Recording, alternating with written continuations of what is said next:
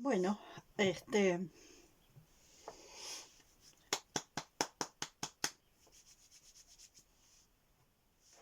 video 24 parte B. Me está costando mucho subir videos cuando son muy largos. Le cuesta al celular con que los grabo, y le cuesta después cantidad de tiempo subir a YouTube. Hasta el punto que un video largo, un video de 40-50 minutos, ha costado en subir a YouTube hasta 2 días y medio. Un poco por el internet de la zona y por otras cuestiones que tendrán que ver con el aparato, no sé. Y cuando grabo videos más cortos, bueno, pasa eso.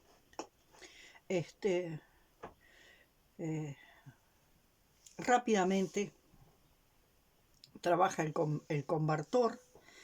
convertidor, perdón, y rápidamente sube a YouTube.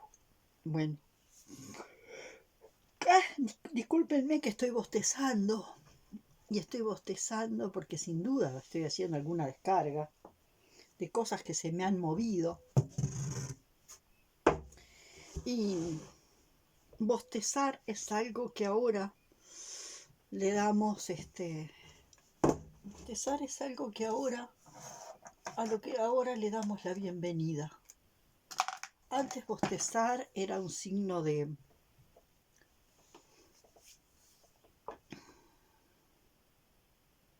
falta de respeto, porque parecía que si estabas bostezando estabas aburrido.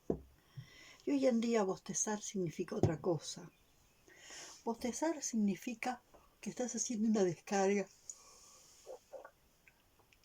Y cuando estás haciendo esa descarga, es como si estuvieras... ¿Qué es lo que está pasando en una descarga? Se están eliminando resistencias. Esas resistencias que diría que de alguna forma hablan de esta rigidez. En el video anterior, 24A, este va a ser el 24B, dije que Alejandra Casado hablaba de antenitas vivas y antenitas muertas. En realidad, Alejandra Casado habla de antenitas vivas y antenitas no vivas. No utiliza la palabra muerte. Y eso es importante aclararlo, ¿tá? Y bueno, y después, en determinado momento, yo buscaba una palabra que no me vino, ¿no? Que es cuando de alguna forma yo planteaba cómo es esto, ¿no? Que una imagen de una mariposa libando néctar de una miel, de una flor, es maravillosa, y que un gusano comiendo carne en una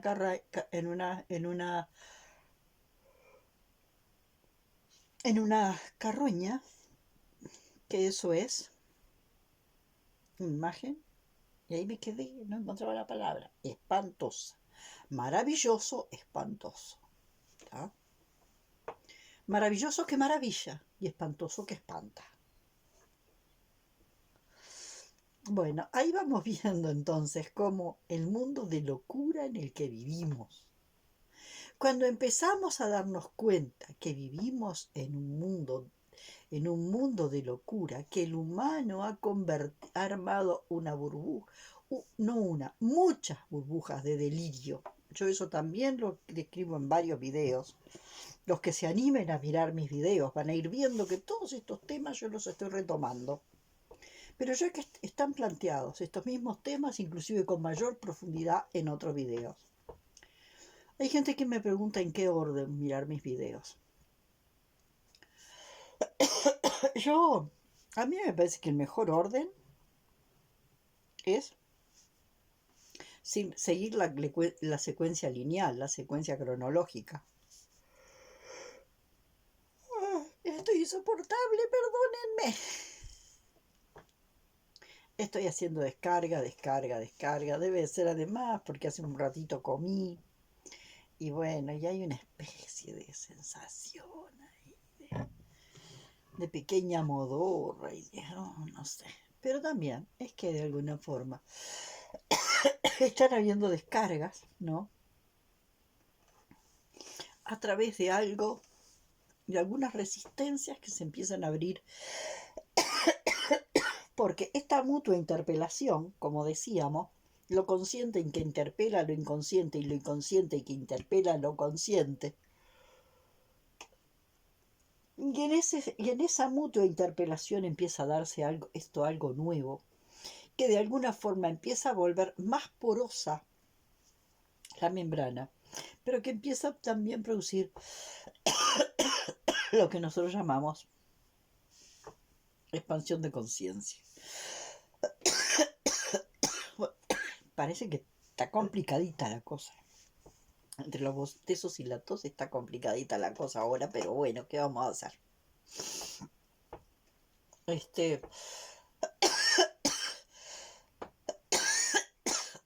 Como yo les digo, es lo que se presenta. Yo no hago performances. Así que lo que se presenta, se presenta. Yo no hago performances, yo no hago videos súper elaborados, que se graban una vez, que se editan, que esto, que lo otro, que se recorta un pedazo. No. Así es como estoy en este momento. Y así como estoy en este momento, intento mostrar lo que de alguna forma está apareciendo a través de mí. Vuelvo a decir, antenitas vivas y antenitas no vivas, que de alguna forma comparten un espacio atemporal donde están coexistiendo y cooperando de forma sincrónica. El tema es que nosotros a las antenitas vivas no las vemos. Como de alguna forma, supuestamente, veían los espíritus,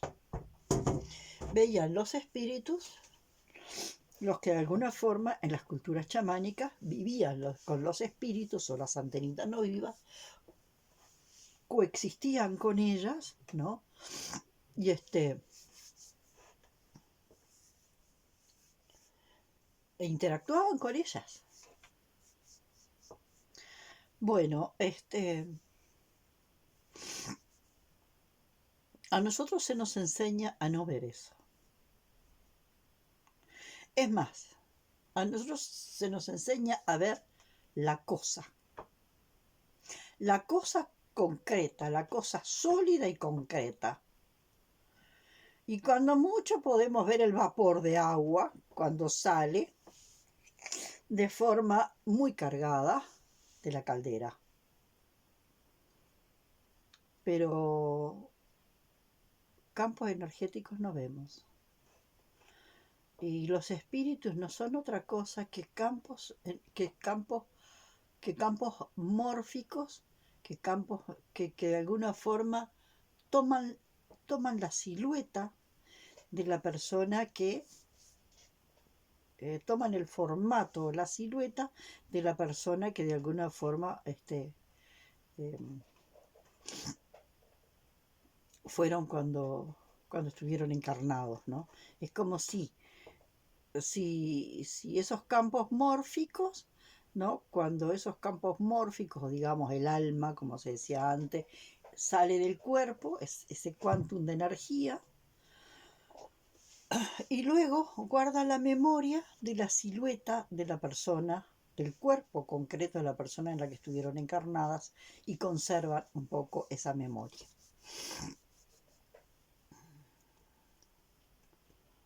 Por eso es que de alguna forma es fácil distinguir, ¿no? Cuando la persona puede acercarse a ver, ¿no? A esas antenitas no vivas, es fácil distinguirlas, ¿no? Y saber de quiénes corresponden, porque de alguna forma las podemos ver, les podemos ver la silueta. Esto es importante tenerlo en cuenta. Y nosotros ya no les vamos a llamar fantasmas, no le vamos a llamar fantasmas, no le vamos a llamar almas en pena, sino que les vamos a llamar antenitas no vivas. Ahora, Este campo de energía que vamos a llamar antenitas no vivas pasan por determinados procesos. El primer proceso es que el cuerpo tiene que comenzar el proceso de entregarse a la madre tierra. Ese proceso en que el cuerpo se entrega a la madre tierra es fundamental.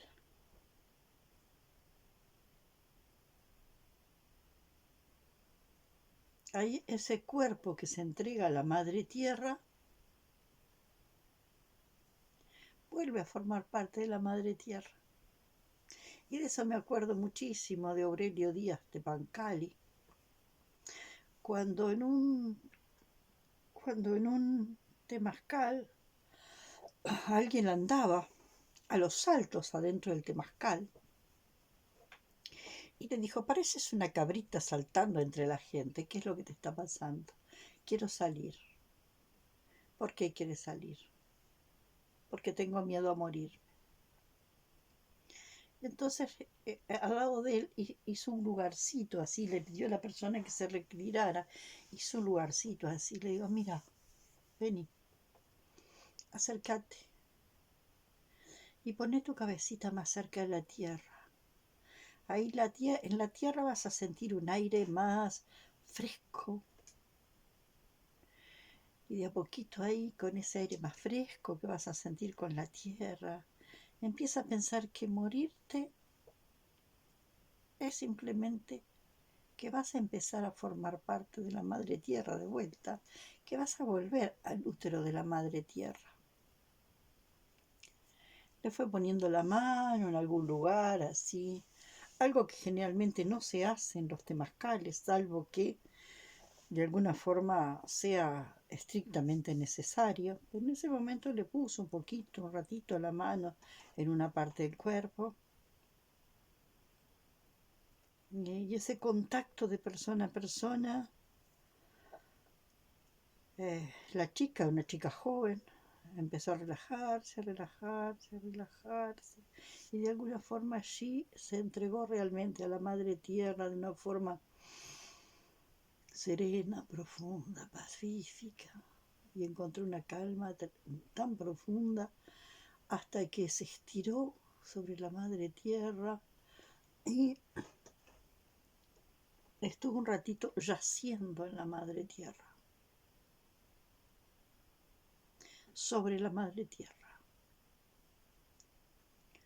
Porque en realidad somos todo lo concreto que existe en este mundo, en nuestro planeta, son trocitos de tierra modificada. Mi cuerpo es tierra modificada. Con lo que construyo mi casa son trocitos de tierra modificada, terroncitos, hasta lo que puedo llamar más artificial, como los plásticos, en realidad vienen del petróleo, tierra modificada. Todo es tierra modificada.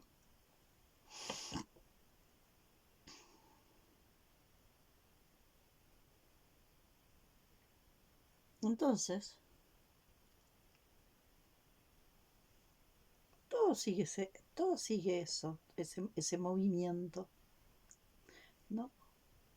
Eh, Hay un trocito de tierra que se transforma, que toma una forma y luego vuelve a fundirse con la tierra.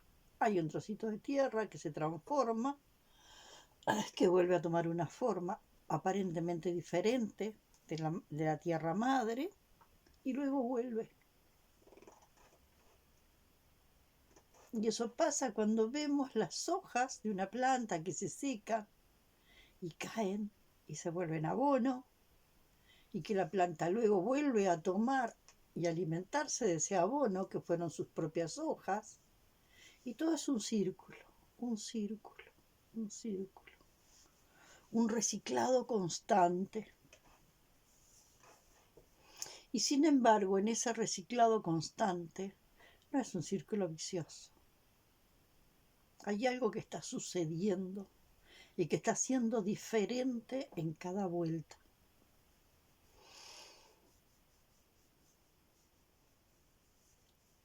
Entonces, en una constelación, nosotros tenemos la posibilidad de encontrarnos cuando abrimos el campo con antenitas vivas y antenitas no vivas que interactúan. En una de las constelaciones, mi primer hijo, un hijo muerto, el bebé que nació a cráneo, ¿no? Ese hijo es el que de alguna forma ayuda a mi segundo hijo, mi hijo mayor vivo, pero mi segundo hijo es el que le pone la mano en el hombro y lo levanta, lo hace levantar. Y lo acompaña y lo guía hacia el Padre. Movimientos que se dieron absolutamente solos, sin que nadie moviera el campo ni hiciera nada en el campo. Estas cosas a veces que son maravillosas, ¿no? Yo no dije nada, simplemente en determinado momento, 20 días después de la constelación, comenté de mi primer hijo. Mi segundo hijo, mi primer hijo vivo, pero mi segundo hijo en orden de hijo, me dice, si mi hermano hubiera vivido hubiese sido un genio. Lo sé.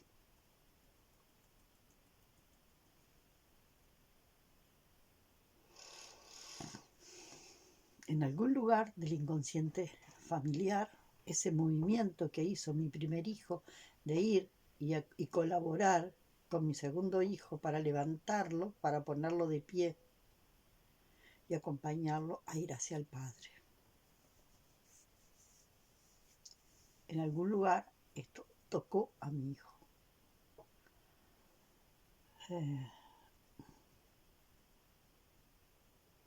Así como tengo estas situaciones con respecto a mi hijo, también tengo otras que me han pasado con cosas que he constelado y cosas que han pasado con mi hija.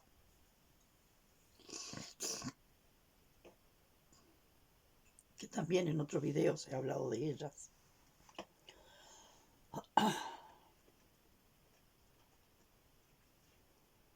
Entonces es claro, nosotros los padres no podemos abrir temas de nuestros hijos. Nosotros los padres no podemos abrir temas de nuestros hijos. Sí podemos trabajar lo que alguna dificultad de nuestros hijos nos produce. Cuando nuestros hijos están transitando una dificultad importante, ya sea que no encuentran el camino de su destino, ya sea que están transitando una enfermedad, ya sean que están tomados por la droga, ya sea que, bueno, la situación que fuere. Cuando al padre le afecta, el padre trabaja. Pero lo que trabaja es cómo me afecta lo que le está pasando a mi hijo. ¿Cómo me afecta a mí? La afectación o el rebote de lo que ocurre en mí con lo que le pasa a mi hijo. Eso es lo que yo puedo trabajar. Yo, si mi hijo está pasando algo y realmente lo que está pasando a mi hijo de alguna forma no me afecta, yo ahí no tengo ningún permiso a meterme a trabajar en las cosas de mi hijo. Yo trabajo el rebote de las cosas de mi hijo en mí. ¿Cómo me afecta a mí lo que está viviendo mi hijo? Porque lo que está viviendo mi hijo, la dificultad, la enfermedad, el enredo que tiene mi hijo con su destino, o mi hija, por supuesto, es ese enredo que están teniendo. No es lo que yo trabajo cómo me afectan. Porque si me están afectando, en realidad esto que me afecta a mí, es posiblemente, si me está afectando, es que mi hijo está cargando con algo. Y cuando yo resuelvo esto, en realidad posiblemente tenga que ver con algo, con alguna memoria ancestral. Y cuando yo resuelvo esto, la forma en que algo que vive mi hijo me afecta, cuando yo resuelvo esto, en realidad estoy resolviendo algo que viene del pasado. Y cuando resuelvo algo que viene del pasado, yo lo resuelvo para ellos, para mis antepasados, para mí y sin duda para los hijos, para la progenie, para mis hijos y la futura generación.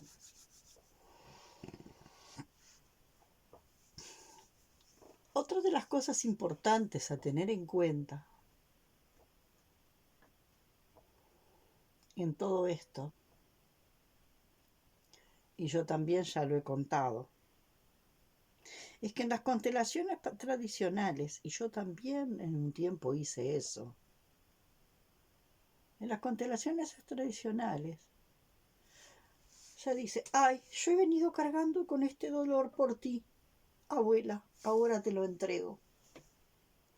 Ay, yo he venido cargando con este dolor por ti, bisabuela, ahora te lo entrego. Eso no funciona así.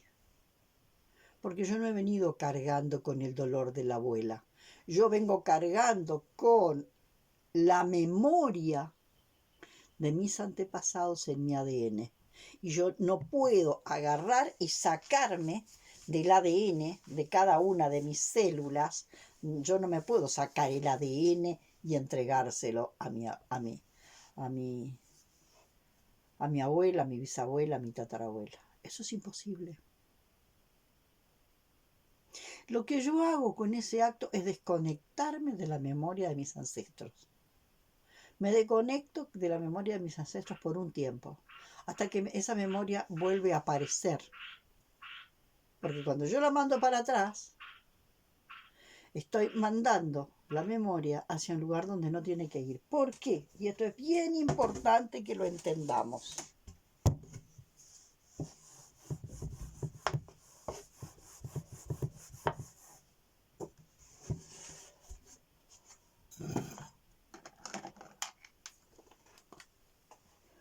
Acá hay una montaña.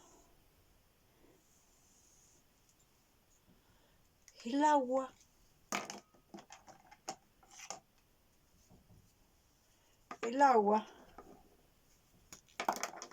baja de la montaña, el agua baja de la montaña en esta dirección. Y el agua baja de la montaña y va ¿hacia dónde? Hacia el océano. ¿No? El agua es este movimiento y va hacia el océano. El agua no hace el movimiento del océano hacia la montaña. En todo caso, para que el agua haga ese movimiento, se tendría que evaporar y volver a llover, que no es el caso del que estamos hablando.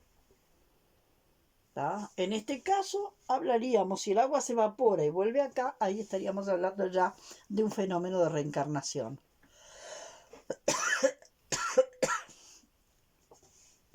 Por lo tanto, la vida viene de los ancestros y viene y corre ¿hacia dónde? Hacia la progenie. Viene de los ancestros, a través de todos nuestros antepasados, pasa a través de nosotros y va hacia la progenie. Por lo tanto, yo no puedo tomar una memoria y mandarla para atrás. Yo no puedo devolver para atrás una memoria. Esta memoria se viene pasando en el ADN, en la memoria celular, en la memoria neurológica, en el inconsciente biológico. Se viene traspasando, una memoria que se viene traspasando, se viene traspasando y se viene traspasando y se viene traspasando y se viene traspasando en esa línea. Yo no puedo hacer con una memoria y mandarla para el pasado, de ninguna manera. Porque eso no ocurre. Cuando yo hago en una constelación la historia de devolverle, yo lo que hago es desconectarme de esa memoria. Yo me desconecto de la memoria, pero no es cierto que la memoria venga para acá. yo me desconecto de esa memoria por un tiempito, por el tiempito en que yo me creo que me desconecté de esa memoria. Otra de las cosas importantes que tenemos que tener en cuenta de que jamás vamos a devolverle a los antepasados una memoria, porque sería sacarme la memoria de mi ADN, de mi memoria genética, como muestra la epigenética, de mi memoria celular, de mi neurología, que también está de alguna forma afectada por los traumas de mis ancestros. Yo no me puedo sacar, no puedo sacarme la memoria. Yo no, a ver, empiezo a arrugar las partículas que tienen esa memoria y me las saco todas las partículas y todas esas partículas que tienen memoria ancestral, agarro y se las largo. Las largo para atrás. No, es imposible. Eso es imposible, porque además sería romper el sentido de la dirección. La energía viene de los ancestros y va hacia para allá. Y esa energía de vida que viene de los ancestros, de la montaña hacia el río, no tiene estas vueltas. No tiene esos saltos para atrás. Es unidireccional. La única forma en que puede es si se evapora y después llueve acá. Y ahí sería que acá se evapora y en la evaporación yo me desencarno y vuelvo a encarnar y vuelvo a hacer un ciclo en una nueva encarnación. ¿Se entiende? Entonces, este cuento de que yo estoy acá y le entrego a un antepasado su dolor, no. Por eso que se ha entendido muy mal el libro que aparece en la serie. El libro que aparece en la serie que de Netflix, Mi Otra Yo, que para mí es el primer tratamiento honesto, aunque tiene muchos errores, pero el tratamiento es honesto sobre las constelaciones. El libro dice, ese dolor no es mío. Entonces, como ese dolor no es mío, te lo devuelvo, abuela. Como este dolor no es mío, te lo devuelvo, bisabuelo, te lo devuelvo, tatarabuelo, te lo devuelvo, tatarabuelo. No, este dolor no es mío, tampoco es tuyo. En realidad es nuestro, porque es de todo nuestro árbol genealógico. Y cada uno, en la medida en que va pudiendo, se va haciendo cargo de una cuota de ¿qué? De este dolor que venimos, que se ha ido acumulando. Este dolor que se ha ido acumulando, en el río de vida viene y acá se genera un dolorcito y después viene y se genera otro dolorcito y se genera otro dolorcito y así se va haciendo una acumulación de dolor, ¿no? Y cuando llega a mí, llega un montón de dolor. Bueno, en la medida en que vamos pudiendo, cada uno de nosotros se va a hacer cargo de una cuota de ese dolor que viene, digamos, que viene en el río de vida. Y bueno, y yo me hago cargo de tal dolor, mis hijos de tal dolor, mis nietos de tal dolor, mis bisnietos de tal dolor, siempre y cuando hayan venido con el propósito existencial de transmutar trauma ancestral. Hay una historia bien interesante que de alguna forma cuentan algunas personas que han estado muy cerca de las culturas aborígenes, de las culturas chamánicas. Ellos no permitían la acumulación de trauma. No permitían la acumulación de trauma. Ellos, de alguna forma, encontraron diseños de destraumatización. Y de alguna forma con esos diseños lograron recuperar lo que sucede en la naturaleza. En la naturaleza sucede esto. Vivir nos trauma. ¿No? Vivir produce trauma. Y entonces se necesita destraumatización. ¿Se entiende? Entonces, es un ciclo, ¿no? Traumatización.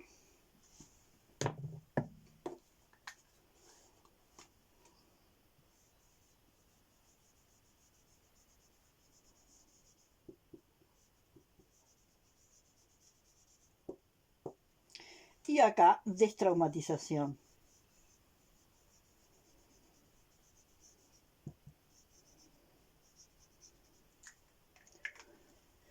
Ellos hacían este proceso, ¿no? La vida genera trauma y entonces nos destraumatizamos. La vida genera trauma y nos destraumatizamos. Y entonces, como este ciclo es completo, no había problema de acumulación de trauma. ¿Qué es lo que sucede?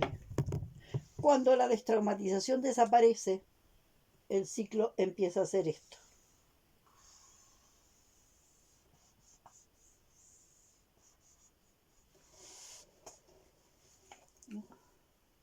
Traumatización, ocurre la destraumatización, no destraumatizamos y volvemos a cargar trauma, no destraumatizamos y volvemos a cargar trauma, no destraumatizamos y volvemos a cargar trauma. Así es que como opera de alguna forma la medicina tradicional, que por ahora la necesitamos porque esta medicina nueva todavía es muy nuevita. En algún momento quizás no necesitemos más de la medicina tradicional. Pero por ahora todavía la necesitamos. ¿No? Bueno, vivir genera trauma, bajamos y volvemos a otro trauma, bajamos sin que esto, sin que esto lo conozcamos.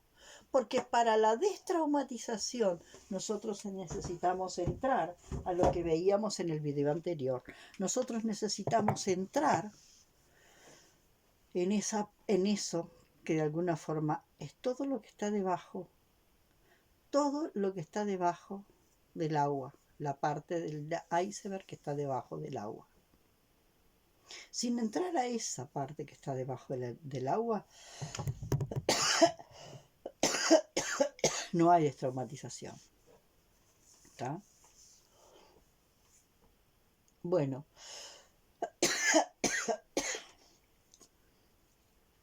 me despido hoy. Este ya fue un poquito más largo que el video anterior. Ojalá no me cueste mucho subirlo. Pero bueno,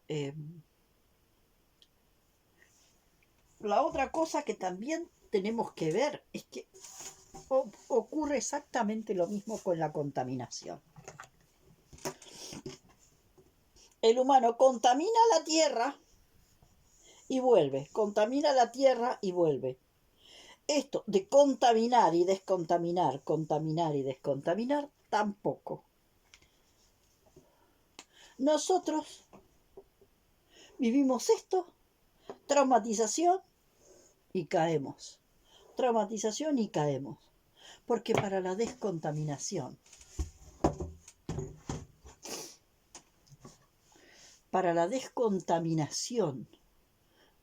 del mundo físico, nosotros tenemos que haber aprendido la descontaminación del mundo psíquico, ¿no? Entonces nosotros contaminamos y consumimos y contaminamos y consumimos. Y entonces aparece gente, por ejemplo, que no puede hacer el duelo. Hay casos de película, pero acá en Argentina tenemos el caso de Milei, que dice que las necesidades son ilimitadas. Y no es cierto. Las necesidades básicas no son ilimitadas. Lo que se puede volver ilimitado es el faltante. Y el faltante que proviene del agujero negro del alma, que es acumulación y acumulación y acumulación de trauma, que nos vuelve consumidores de tapaujeros. Entonces, como yo no pude hacer el duelo, no pude destraumatizarme, Tengo un perro y ese perro se me duele y como no sé hacer el duelo, clono el perro. Hay un, hay unas películas bien interesantes, pero en esta sí me acuerdo la mujer que ha perdido un hijo y que no puede tolerar el dolor del hijo y que está en depresión en la cama y no puede levantarse de la cama por la pérdida de su hijo y que el marido le manda a hacer un robot exactamente igual que su hijo. Bueno, sustituir, reemplazar. Lo mismo hacemos muchas veces en la vida, cuando nosotros no hemos hecho el duelo de un hijo muerto y el hijo siguiente reemplaza, reemplaza a ese hijo que no hemos duelado. O cuando hemos tenido un aborto, el hijo vivo siguiente se vuelve tapa-agujero del hijo que no hemos duelado. Dice Jeff Ford, dice Jeff Ford, Jeff Foster. Sanar es el arte de duelar. Sanar es el arte de duelar.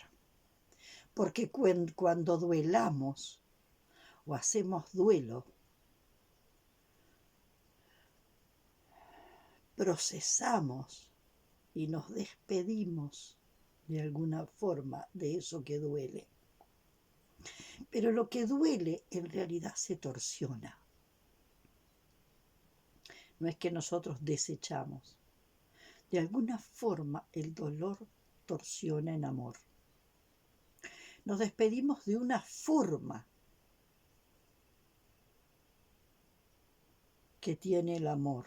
El amor primero toma una forma muy